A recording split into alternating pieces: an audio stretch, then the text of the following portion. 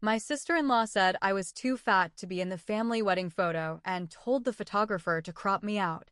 When I confronted her, she shouted, "It's not about you. You're just the wife of a middle child." My husband just sat there, silent. I left the venue in tears. Until the bride's secret came out in front of everyone at the reception, and I had the mic. I never thought I'd be the one crying in the bathroom during a wedding. But that's exactly where I ended up. Sitting on the cold hotel bathroom floor in Asheville, North Carolina, dress wrinkled, makeup ruined, and hands shaking. I wasn't crying because I spilled wine on myself or broke a heel. I was crying because my sister-in-law, Marissa, looked me dead in the eye and told me I didn't belong in her family's wedding photo because I was too fat. And my husband, her own brother, just stood there and let it happen. Let me take you back to that morning. The wedding was at this fancy vineyard about half an hour outside the city. Real pretty place. White chairs, twinkle lights, barn-style reception hall, the works. I spent all morning helping decorate. I tied ribbons on chairs. I set out candles. I even fixed the damn flower girl's headband 3 times because her mom was too busy taking selfies. Marissa was in full bridezilla mode. Nothing new. She's always been like that, bossy, self-centered, always trying to make everything about her. She's the youngest of 3. Jason, my husband, is the middle child. Their older brother, Scott, flew in from Seattle and stayed quiet most of the time, like he was just trying to get through it. Jason's parents treat Marissa like she walks on water. She's their little princess. Jason has always been the easy one, which means he just goes along with everything to keep the peace, even if it makes him look spineless. Anyway, I was standing off to the side while the photographer started lining everyone up for the big family photo before the ceremony. Jason reached for my hand and started to pull me into the shot. But then Marissa stepped in. "Oh, actually," she said, waving her hand, "can we do just blood family for this one?" I didn't take it personally at first. It's common for families to want a few shots without the in-laws. I nodded, smiled, stepped out of the way. Then I noticed her whispering to the photographer. They both glanced at me. He looked uncomfortable. She looked smug. I waited until the photo was done, then walked over to the photographer. His name was Trent, and he seemed like a decent guy. I asked, "Hey, did Marissa say something about me?" He hesitated. She asked me to crop the photo tighter so that you're not in the final cut." I blinked. "Why?" She said, she said you were throwing off the balance." "The balance?" He looked at his shoes. "She said you stood out too much and that it didn't look right." I was stunned. But I already knew what that meant. I've always been bigger. I wear a size 16. I'm short and curvy, and I don't hide it. I know I'm not a model, but I clean up nice. I wore a navy blue dress, curled my hair, did my makeup. I felt good for once. But apparently, that wasn't enough for Marissa. Or maybe it was too much. I walked up to her and said, "What did you say to the photographer?" She didn't even blink. I asked him to make the shot cleaner. "No offense, but you kind of pulled the focus. I'm Jason's wife. I'm family." She smirked. "You're just the wife of a middle child. This isn't your legacy. These photos are going in our family album, not yours." I just stood there, frozen. I looked at Jason. He was standing by the wine barrel where they set the bouquets. He had heard everything. He looked at me, then looked away. Said nothing. Did nothing. I felt my throat close up. My chest burned. I turned around and walked away. Got into our rental car, drove back to the hotel, and locked myself in the bathroom. I sat there for over an hour, trying to calm down. I cried until my eyes were raw. I couldn't believe I let her make me feel like that. And I couldn't believe Jason, my own husband, didn't even try to defend me. I texted him, "Don't come back to the hotel tonight." He didn't reply. I ordered a sandwich from room service and stared at the wall. It was supposed to be a happy day. I'd tried so hard to help. I'd supported her through all her planning. I even paid for the stupid monogrammed robes she gave her bridesmaids because she forgot to budget for them. Around 9 p.m., Jason texted me, "You should come back. There's something you need to see." At first, I ignored it. Then I saw the second message. "I told the DJ you have a speech." A speech? What the hell was he thinking? But curiosity got the better of me. I changed out of my dress and into a black jumpsuit I had packed just in case I spilled something. I redid my makeup quickly, nothing fancy. Then I drove back. By the time I walked in, they were in the middle of speeches. Toasts mostly. Bridesmaids crying. Groomsmen telling bad jokes. The usual. Then the DJ got on the mic. "All right, we've got one more surprise toast tonight, from the bride's sister-in-law." Everyone turned. The spotlight hit me. Marissa's face dropped. Jason sat frozen at the table. I took the mic. I didn't plan a speech. I didn't write anything down. I just spoke. "I wasn't going to come back tonight," I said, voice steady, eyes on Marissa. "Because earlier, I was told I didn't belong. That I wasn't good enough to be in a photo with this family. That I was just the wife of a middle child." Some people laughed nervously. Some looked around, confused. But then I remembered something I wasn't supposed to see. Marissa's smile twitched. She stood up slightly from her seat. "I was in the dressing room earlier today." Marissa left her phone unlocked. A message popped up from someone named Caleb. Now people were really watching. I read a few of them. One said, "I wish I was the one walking you down the aisle today." Another said, "You're settling, but I know your heart still belongs to me." "And you, Marissa?" You replied, "You'll always have my heart. This wedding is just a formality." Someone gasped. I think it was her mom. Marissa shouted, "You don't know what you're talking about." I kept going. I screenshotted the messages. I sent them to myself, in case I needed proof. Then I turned and looked at Derek, the groom. He was staring at Marissa like he'd been slapped. Everyone was quiet. No music, no clinking glasses, nothing. I finished with this. If I'm just the wife of a middle child, at least I married someone who loved me for real. Then I gave the mic back to the DJ and walked out. I didn't plan to stay and watch the chaos unfold. But I didn't get far. As I stepped outside into the gravel lot, I heard footsteps behind me. Fast ones. Jason. He caught up, breathing hard. "Wait. Just wait." I turned around slowly. "What?" "You didn't have to do that," he said, eyes wide, hands out like he was trying to calm a fire. "I didn't have to?" I repeated.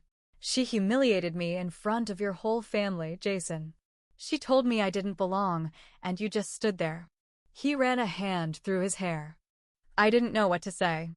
That's always your excuse. You never know what to say. So you just stay quiet while your sister slices people open with a smile. He looked hurt, but I didn't care. "Not tonight." "She's your sister," he said weakly. "And I'm your wife." Silence. Then, from behind him, we heard shouting. "Derek!" He stormed out of the reception hall, his tie half off, his face red with rage. "Is it true?" he yelled across the lot. "Tell me it's not true, Marissa." I turned. Marissa had followed us outside. She was barefoot, holding her heels in one hand and her phone in the other. Her veil was slipping off the side of her head. She looked like a ghost version of the girl who had started the day glowing. "Derek, please," she said, voice cracking. "It wasn't like that." "It was exactly like that," I cut in. "I read the messages." Marissa shot me a look like she wanted to rip my throat out. "You're just bitter because you don't have what I have." I laughed. "You mean a sham marriage and a folder of secrets?" "No thanks." Jason was still just standing there, mouth slightly open like he couldn't believe this was real. Then Derek turned to him. "Did you know?" he asked. Jason blinked. "No. Not until tonight." Derek looked at me. "Can I see the texts?" I nodded. Pulled out my phone, scrolled to the screenshots, handed it over. He scrolled and scrolled. His face got tighter and tighter. Then he tossed the phone back to me, turned to Marissa, and said, "I want the ring back." Marissa's jaw dropped. "You're joking." "I'm dead serious." Her voice turned shrill. "You're going to let her ruin our wedding day?" He stared at her. "You already did that." And with that, he turned and walked to his car, slammed the door, drove off. Marissa just stood there, heels dangling from her fingers, mascara streaks on her cheeks. Her mom came running out seconds later, asking what had happened. She didn't answer. Then she spun toward me. "You ruined everything." "No," I said, "you did that all by yourself." "I just stopped hiding it." She tried to lunge at me, but Jason stepped in front. Finally, the one useful thing he did all night. "Don't," he told her. "This is over." She looked stunned. "You're taking her side?" Jason nodded slowly. "Yeah, I should have done it years ago." Marissa backed away, muttering something about lawyers and family betrayal. Her mother pulled her back inside. I stood there in the parking lot, breathing hard, heart pounding. Jason looked at me. "Why didn't you tell me about the messages earlier?" "Because I didn't think it was my place. But after what she said to me today, I changed my mind." He nodded, quiet for a second. "I'm sorry," he said. "Too late," I replied. He didn't argue. 2 days later, the family chat exploded. I was already home, back in our small house in Knoxville, Tennessee. I hadn't spoken to Jason since we got back. We rode home in silence. I stared out the window the whole drive, thinking about how fast everything had fallen apart and how long it had really been crumbling before that. Then, Monday morning, my phone started buzzing nonstop. Marissa had posted a statement on Instagram. A long, dramatic post with a black and white photo of her in her wedding dress, alone in the vineyard. The caption read, "Sometimes people can't handle your shine. Sometimes envy comes from your own family." I was betrayed on the most important day of my life, but I still walked forward with grace. I won't let hate win. The comments were full of support. People calling her so strong, so beautiful, and saying jealousy is a disease. But then something else happened. A guy named Caleb commented. The same Caleb from the text messages. His comment was simple, "Tell the whole truth." And then he posted a screenshot in the replies, Marissa, in her own words, saying, "Derek is safe. You're real. One day, it'll be us." Then he tagged Derek. All hell broke loose. Marissa tried to delete the comment, but people had already screen recorded it. It got reshared, stitched, reposted. Family members started chiming in. Derek's cousin posted on Facebook. "Can't believe I flew across the country to watch a lie in a white dress." But the worst was still coming. Turns out, Caleb isn't just some ex-boyfriend. He's Jason's ex-friend. They used to be tight in college, roommates even. But something happened, and they stopped talking. Jason always said it was complicated. Well, now it wasn't. I was sitting at the kitchen table when Jason came home from work and dropped a folder on the counter. "I need to tell you something," he said. I opened the folder. Inside were printed copies of old emails, screenshots, notes. "Marissa's been talking to Caleb for years," he said quietly. "Since before Derek even proposed. And back in college, I found out they slept together behind my back. That's why I stopped being friends with him." I looked up. "She was with Caleb while he was your friend?" "Yeah. She told me they were just flirting. I didn't know until after we graduated." I confronted Caleb. He admitted it. I cut him off. "Why didn't you tell Derek?" "Because she begged me not to. Said it would ruin everything. Said she was young and stupid and that it would never happen again." I was quiet. Let it sink in. "So why now?" I asked. "Why tell me this now?" Jason looked tired. Older than he did a week ago. "Because you were right. I stood there and watched her treat you like garbage. I've watched her treat everyone like garbage for years. I thought staying quiet was the same as staying out of it. But it's not." I stared at the papers.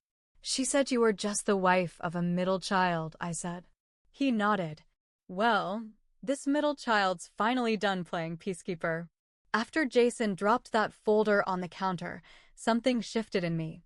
I realized we were both guilty, me for staying quiet all these years, pretending Marissa was just annoying when she was actually cruel, and him for letting it go unchecked.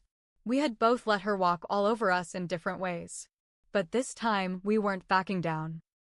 The next day, I printed the screenshots of the texts, the emails, the comment thread, everything, and I mailed copies to Derek's office. He was a real estate attorney in Asheville, and I found the address online. I also mailed a copy to Marissa's parents. No return address. No name. Just the truth in black and white. 2 days later, Jason's phone rang. It was his mom. He put it on speaker. How dare you, she spat. You ruined your sister's marriage. Do you even care what this has done to our family? Jason stayed calm. She did that herself, Mom. You always hated her, she snapped. You married that woman who's jealous of her because she could never be like Marissa. I leaned in. Hi, Carol. Just so we're clear, I've never wanted to be like your daughter. I actually like sleeping at night without lies on my chest. Click. She hung up. We didn't hear from them again for 3 weeks. Then Derek showed up at our door. He looked worn out but calm. He handed Jason an envelope. It was a handwritten thank you letter. He said, I would have stayed married to someone who never loved me if it weren't for that mic drop. He looked at me. You didn't just save me. You woke up a lot of people. Turned out Marissa tried to spin the whole thing, said I doctored the screenshots, blamed Caleb for stalking her, even claimed she was hacked. But the evidence was too much. Her story fell apart. Derek filed for an annulment. Her parents were humiliated. Their perfect image shattered. And Marissa? She lost everything in 1 weekend. Her new last name. Her Instagram deals. Half her friends. The wedding photographer even refused to send her edited photos after she called him a traitor. But it didn't end there. I wrote a Reddit post under a throwaway account, just to get it off my chest. It went viral. Thousands of comments. People shared it all over. Even made TikToks about it. Marissa tried to sue me for defamation. But Jason still had the original screenshots. Caleb backed everything up. She dropped the case when her own lawyer told her she had no shot. And Jason and we started marriage counseling. We had hard talks. Ugly ones. I told him I almost walked out. That part of me still wanted to. He asked for one last chance to prove he wasn't the man who stood there silently while I got cut out of his family photo. I gave him that chance. Not because I forgave everything, but because I finally saw him fight. Now, months later, our marriage is stronger. But I don't speak to Marissa. Not ever. And every time I walk past that wedding photo, yes, the real one the photographer sent me directly, with me standing right there, front and center, I remember the moment I took the mic and took back my voice. Marissa wanted to erase me from the picture. Instead, she erased herself from her own life. And I was the one who helped her do it,